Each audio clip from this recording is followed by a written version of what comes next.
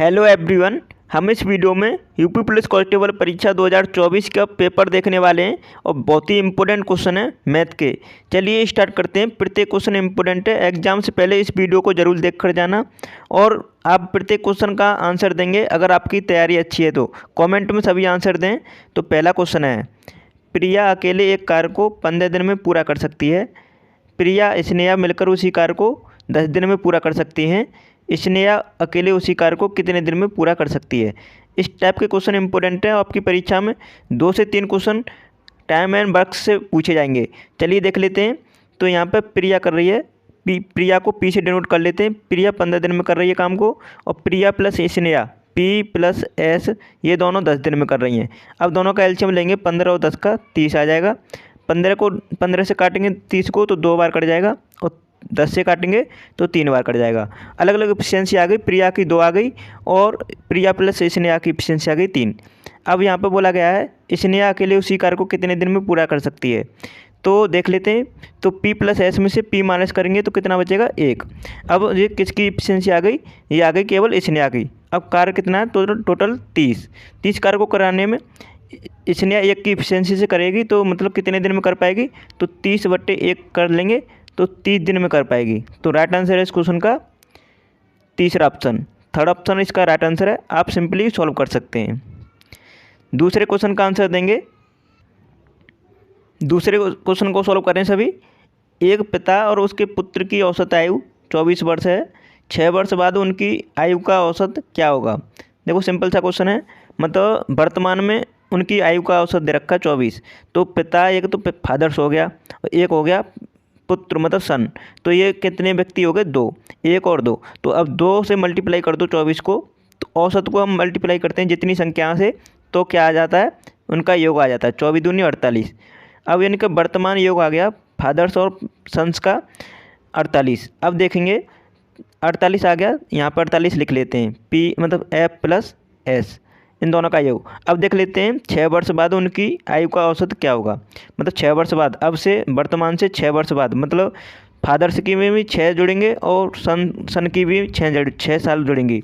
तो कितना हो गया, तो दोनों की में 6 साल जोड़ते हैं तो 12 ईयर जोड़ लो।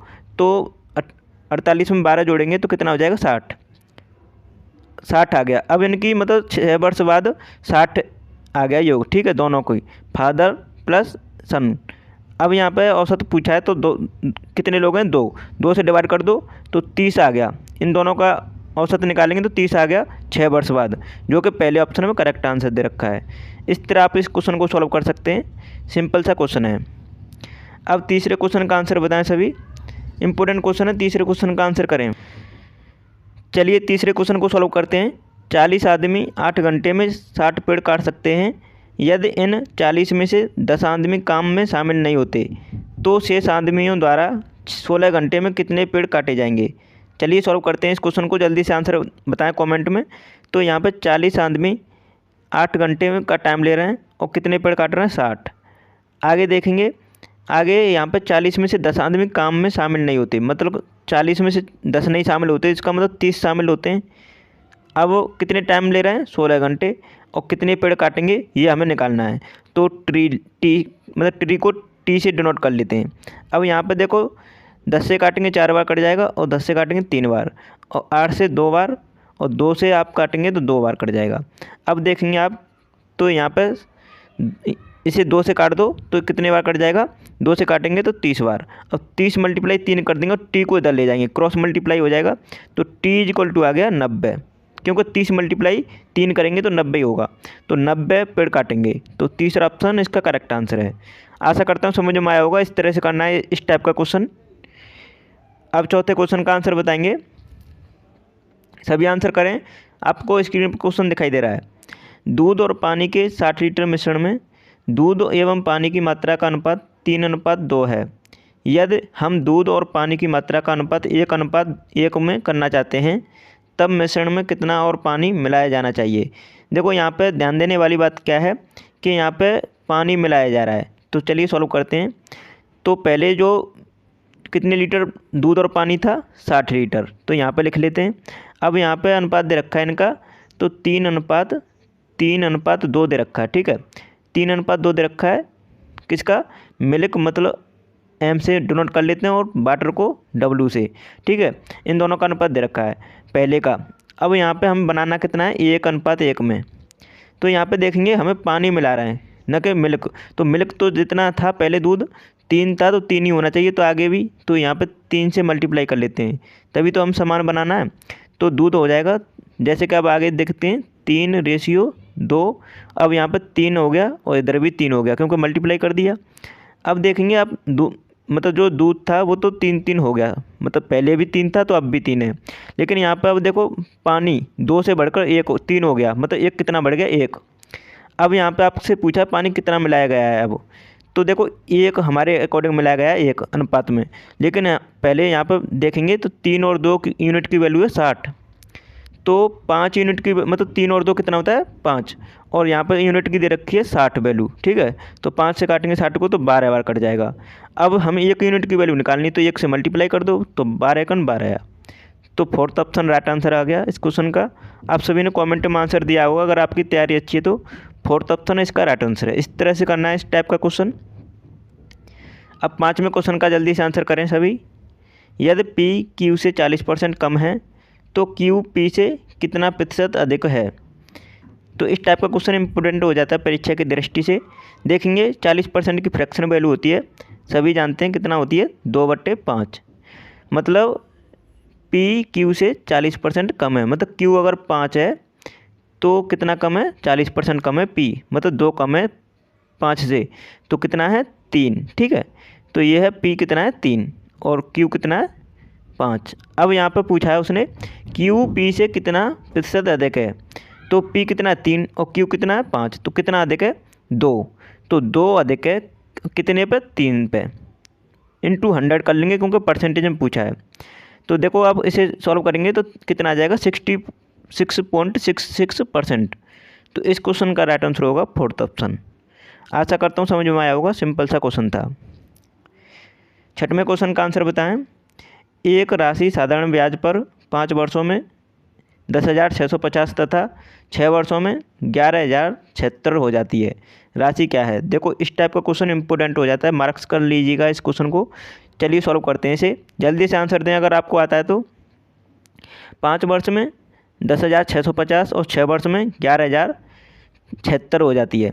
तो यहाँ पे 5 से 6वें वर्ष में मतलब एक वर्ष में कितनी बढ़ रही है, तो 11,776 में, सॉरी 11,076 में से 10,650 माइनस करेंगे तो कितना बचेगा 6, उसके बाद यहाँ पे 2, उसके बाद कितना बचेगा 4। तो 426, मतलब एक साल में 426 बढ़ रही है, ठीक है। तो पहले 5 वर्ष में कितनी हुई होगी, 5 से मल्टीप्लाई कर लो तो कितना हो जाएगा 130, उसके बाद ये हो जाएगा 2130। 2130 मतलब 5 ईयर्स में। अब देखो इतनी हुई थी, मतलब 5 साल में बढ़ने के बाद, तो इसमें से 2130 माइनस कर दो 10,650 में से। तो 10,650 में से 2130 माइनस करेंगे आप तो कितना बचेगा 0, 2, उसके बाद 5, तो देखेंगे 8520 रुपये।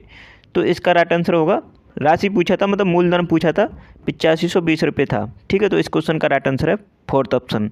आशा करता हूँ समझ में आया होगा। इस टाइप का क्वेश्चन इस तरह से करना है, ज़्यादा लेंदी नहीं बनाना है आपको, क्योंकि आपके पास समय नहीं रहता है एग्जाम में। सिंपल सा क्वेश्चन है, इस तरह से करना है। अब 7वें क्वेश्चन का आंसर दें। इस टाइप का क्वेश्चन आपकी परीक्षा में जरूर पूछा जाएगा। 7वें क्वेश्चन का आंसर देंगे सभी स्टूडेंट। एक निश्चित दूरी की यात्रा में 3 घंटे में 10 किलोमीटर की दूरी पैदल से और 3 घंटे में 120 किलोमीटर की दूरी कार से और 4 घंटे में 70 किलोमीटर की दूरी स्कूटर से तय की जाती है। तो पूरी यात्रा के दौरान औसत चाल ज्ञात कीजिए। तो आपको एवरेज स्पीड पूछी है, पूरी टोटल दूर मतलब पूरी यात्रा जो की गई है। तो यहाँ पे देखते हैं, आप सभी जानते होंगे एवरेज स्पीड निकालने के लिए क्या होता है फॉर्मूला, टोटल दूरी अपॉन टोटल टाइम। तो हमको टोटल दूरी कितनी दे रखी है, तीनों को जोड़ देंगे 10 किलोमीटर और 120 किलोमीटर, कितना हुआ 130 प्लस 70 किलोमीटर 100, मतलब 200 किलोमीटर हो गया टोटल दूरी। अब 200 किलोमीटर हो गया, ठीक है। और टाइम कितना दे रखा है, 3 घंटे और 3 घंटे 6 घंटे और 4 घंटे 10 घंटे। तो 10 घंटे से डिवाइड कर देंगे तो किलोमीटर पर आवर में स्पीड आ जाएगी कितनी, 20 किलोमीटर पर आवर। तो एवरेज स्पीड आ गई उसकी 20 kilometre per hour. Second option इसका राइट आंसर है। सिंपल सा क्वेश्चन था, आशा करता हूँ समझ में आया होगा। अब 8वें क्वेश्चन का आंसर बताएं सभी। इंपॉर्टेंट क्वेश्चन है, सभी आंसर करें इस क्वेश्चन का। आपकी परीक्षा में पहले भी इस टाइप का क्वेश्चन पूछा गया था और आपको इस बार भी देखने को मिलेगा। तो इस क्वेश्चन का जल्दी से कमेंट में आंसर दें। तो बिन्नों में दे रखा है 2:3, 2:3। आगे देखेंगे 8:15, 8:15 और यहाँ पर 4/27। तो 4/27 दे रखा है। तो आप इसे कैसे सॉल्व करेंगे, तो यहाँ पे पूछा है एलसीएम पूछा है। जब भी ऐसे क्वेश्चन हो तो ऊपर वालियों का क्या निकालते हैं, एलसीएम, और नीचे वाली संख्याओं का निकालते हैं एचसीएफ। मतलब अंश का तो एलसीएम निकाला जाएगा जो एलसीएम पूछा है, तो और हर का क्या निकाला जाएगा, मासापा, एचसीएफ, ठीक है। तो अब निकालेंगे इसे का, तो इसका एलसीएम ऊपर वालियों का आ जाएगा 2, 8, 4 का 8 आ जाएगा। और एचसीएफ निकालेंगे नीचे वालियों का 3, 15, 27 का, तो 3 आ जाएगा। आप सभी निकालना जानते होंगे। तो इसका राइट आंसर होगा 8/3, जो कि आपको तीसरे ऑप्शन में करेक्ट आंसर दे रखा है। इस तरह से आपको करना था। आप सभी ने अभी तक चैनल को सब्सक्राइब नहीं किया है तो प्लीज़ कर लीजिएगा और वीडियो को लाइक कर दीजिएगा। आपने हमारी ये वीडियो नहीं देखी है तो इन्हें ज़रूर देख लीजिएगा परीक्षा से पहले। चलिए वीडियो को यहीं समाप्त करते हैं। Thanks for watching my video.